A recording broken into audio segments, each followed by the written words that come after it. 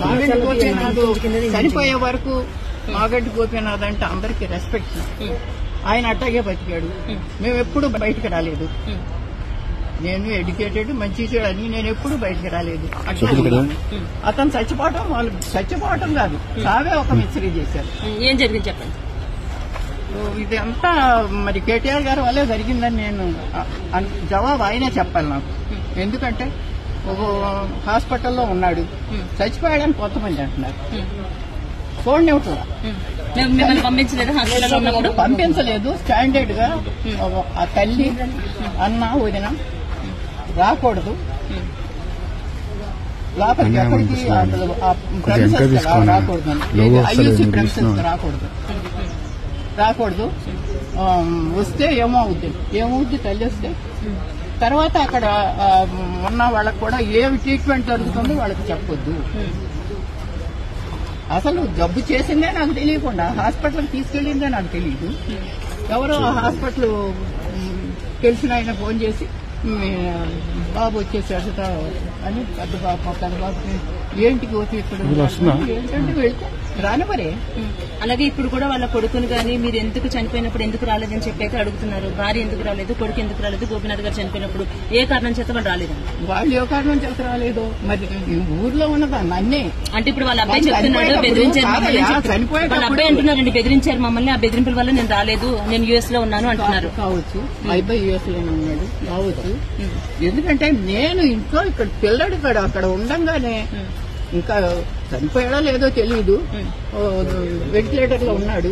ఒక్కసారి చూస్తానంటేనే నన్ను కన్న తల్లిని, ఆడికి 63 ఏళ్లు, నాకు 92 ఏళ్లు. ఏమ్మా చివరి దశలో ఇటువంటి బాధ వచ్చింది ఏంటి? పిల్లని చూస్తానంటే చూడలేకుండా చేసి 3 రోజులు మరి వెంటిలేటర్ లో అట్టు పెట్టారు. నాకేంటి డాక్టర్స్ రావచ్చమ్మా అంటే నాకు తెలియదు కదా, ఆశ అనమాట. వస్తున్నా అక్కడే పడినా. ఈ కేటీఆర్ గారు ఒకసారి వచ్చారు, వచ్చినప్పుడు అయ్యా నా నీకు రానివ్వట్లేదు కొంచెం చెప్పాయా అంటే గమ్మని తలుపు మూసుకుని వెళ్ళిపోయాడు. కానీ అయ్యో వస్తాను చూస్తాను ఏంటమ్మా అని మాట కూడా అడగదు ఆయన. వచ్చాడు, వచ్చి వాళ్ళతో మాట్లాడాడు పైకి వెళ్ళి. వాళ్ళు వేరే రూమ్ లో ఉన్నారు, మాట్లాడాక పరిగెత్తారు. ఏంటంటే లిఫ్ట్ లో కేటీఆర్ ఉన్నారు, మేము కూడా ఆ లిఫ్ట్ లో ఉంటాను. అయ్యో ఈయన చెప్తాను కొంచెం చూడనిస్తాడేమో అని ఆశమ్మ ఏం చేయకుండా తల్లిని కాక ఆశతో పరిగెడితే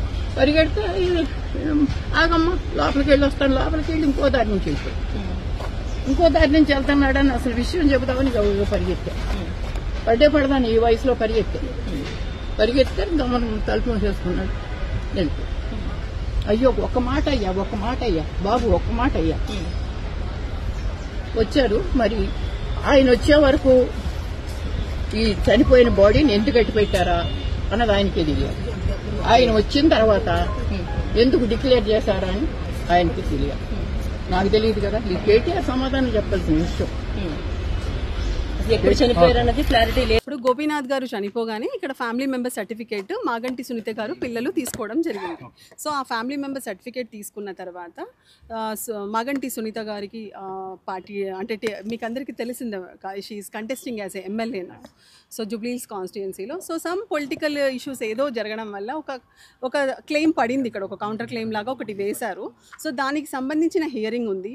ఇప్పుడు మాగంటి సునీత గారి పెళ్లి 2000 సంవత్సరం 2000లో గోపీనాథ్ గారితో అయింది. జూలై 2000లో తన పెళ్లి జరిగింది. 25 సంవత్సరాల సుదీర్ఘమైన జీవితాన్ని తను మాగంటి గోపీనాథ్ గారితో గడిపారు. సో ఆయన చనిపోయారు. ఈ 25 సంవత్సరాలలో కూడా మీకు అందరికీ తెలిసిందే, మీ అందరిలో ఉన్నవారే మాగంటి గోపీనాథ్ గారు. ఆల్మోస్ట్ ఆయన ఎలక్షన్స్ ఎప్పటి నుంచి కంటెస్ట్ చేసి ప్రజల్లో ప్రజానాయకుడిగా వచ్చారో అప్పటి నుంచి కూడా ఈ రోజు వరకు కూడా మీరు ఏదన్నా ఒక న్యూస్లో కానీ ఏదన్నా కూడా ఇలాంటి ఎవరైనా పర్సన్ వచ్చారా, వేరే ఎవరైనా వచ్చారా, మేము ఫ్యామిలీ మెంబరు, ఆవిడ మాగంటి సునీత గారు భార్య కాదు నేను భార్య అనేసి మాగంటి గోపీనాథ్ గారు ఉన్న సమయంలో ఆయన బతికున్న జీవితకాలంలో ఇలాంటి క్లెయిమ్ పడలేదు. ఎవ్వరు కూడా అలాంటి క్లెయిమ్ కూడా వేయడం జరగలేదు. కానీ ఆయన చనిపోయిన తర్వాత ఏదో రాజకీయపరమైన ఉద్దేశాలను పెట్టుకొని ఎంతో బాధతో భర్త చనిపోయిన బాధలో ఉన్న మాగంటి సునీత గారు డే 1 ఆఫ్ ది మ్యారేజ్ నుంచి ఆయన చనిపోయే వరకు మీరు అందరికీ తెలుసు, ఈవెన్ మాగంటి గోపీనాథ్ గారు చనిపోయినప్పుడు కూడా ఆయన లాస్ట్ రైట్స్ కానీ ప్రతి ఒక్క విషయంలో కూడా మొత్తము మాగంటి సునీత గారు, మాగంటి అక్షర గారు, మాగంటి వాత్సల్య గారు, మాగంటి దిశర గారు వీళ్ళు ఫ్యామిలీ మెంబర్స్. సో అన్ని లాస్ట్ కార్యక్రమాలు చేసింది వాళ్ళే. ఈ రాష్ట్రానికి సంబంధించిన సీఎం కానీ, పక్క రాష్ట్రానికి సంబంధించిన లీడరు లోకేష్ గారు కానీ, అందరు ఇక్కడున్న మన మినిస్టర్లు కానీ ఎవరైనా కూడా వచ్చి పరామర్శించింది, భర్త చనిపోయిన దుఃఖంలో ఉన్న పరామర్శించింది కేవలం సునీత మాగంటి గారిని, వాళ్ళ పిల్లలని మాత్రమే. సో ఈవెన్ చనిపోయిన రోజు కూడా ఇక్కడికి ఈరోజు వచ్చిన వ్యక్తులు ఎవ్వరు కూడా రాలేదు. సో ఇదే విషయంలో మీకు అందరికీ అర్థమయ్యే ఉంటుంది, ఇది నథింగ్ బట్ కావాలనేసి ఒక కుట్ర జరుగుతుంది, రాజకీయ కుట్ర జరుగుతుంది. దానికి సంబంధించిన ఎలాంటి ఆధారాలు, అసలు ఏ విధమైన అంటే వివాహానికి సంబంధించిన డాక్యుమెంట్లు కానీ, వివాహము అంటే డివోర్స్ అయిపోయిందని కానీ కాలేదని కానీ ఎలాంటి మెటీరియల్ డాక్యుమెంట్ ఇప్పుడు ఎంఆర్ఓ గారి ముందు వాళ్ళు ఎలాంటి డాక్యుమెంట్ సబ్మిట్ చేయలేదు. సో అలా ఏమన్నా ఉంటే వేసుకోమని టైం ఇచ్చారు, మనం చూద్దాం. 25th నవంబర్కి కేసు పోస్ట్ అయ్యింది. మాలినీదేవి లీగల్ కాదు వాళ్ళ మ్యారేజ్ అంటుంది, లీగల్ అని చెప్పడానికి ఇప్పుడు మీ క్లయింట్స్ దగ్గర ప్రూఫ్స్ ఉన్నాయా? మొత్తం పెళ్ళైన పెళ్లి ఫోటోల నుంచి డే 1 ఆయన చేయి పట్టుకొని తను పెళ్లి చేసుకొని వచ్చిన తన దగ్గర నుంచి 3 పిల్లల బర్త్ సర్టిఫికేట్స్, తన ఆధార్ కార్డులో, తన ఓటర్ ఐడి కార్డులో పిల్లల బర్త్ సర్టిఫికేట్, పిల్లల ఎడ్యుకేషన్ సర్టిఫికేట్, వాళ్ళ voter ID cards, even Maganti Gopinath గారు 3 సార్లు ఎమ్మెల్యేగా గెలిచారు.